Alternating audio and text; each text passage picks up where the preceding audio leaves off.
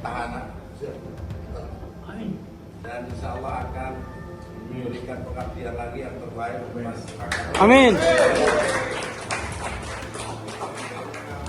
Murad Ismail dan Michael Watimena kembali memperoleh rekomendasi dari partai politik untuk maju Pilkada Maluku 2024. Kali ini, keduanya mengantongi surat sakti itu dari Partai Kebangkitan Bangsa, PKB, sebagai bakal calon gubernur dan wakil gubernur Maluku.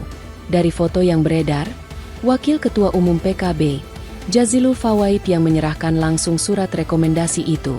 Informasinya, penyerahan rekomendasi kepada pasangan bakal calon kepala daerah itu berlangsung di kantor DPP PKB, Jakarta, Minggu 4 Agustus 2024. Dalam video yang beredar, Murad Michael bersama-sama dengan Waketum PKB dan petinggi PKB lainnya sontak menerikan yel-yel kemenangan, yang berbunyi, 2M Murad Michael, 2M Maluku Maju, 2M lanjutkan.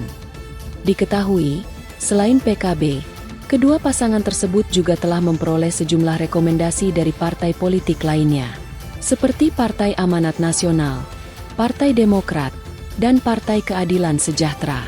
Sebelumnya, salah satu tim pemenangan Murad Ismail, Hairudin Tuarita mengatakan, paslon Murad Michael berpeluang diusung 5 parpol di Pilkada 2024.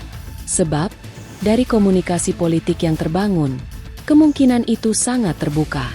Menurutnya, jumlah kursi dari 3 parpol yang mengusung pasangan Mi, BMW sudah mencapai 10. Dari Demokrat 4 kursi, PAN 2 kursi dan PKS 4 kursi.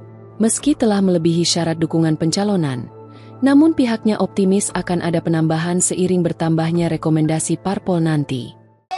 Murad Michael, Maluku Maju, lanjutkan. Download Tribun X sekarang, menghadirkan lokal menjadi Indonesia.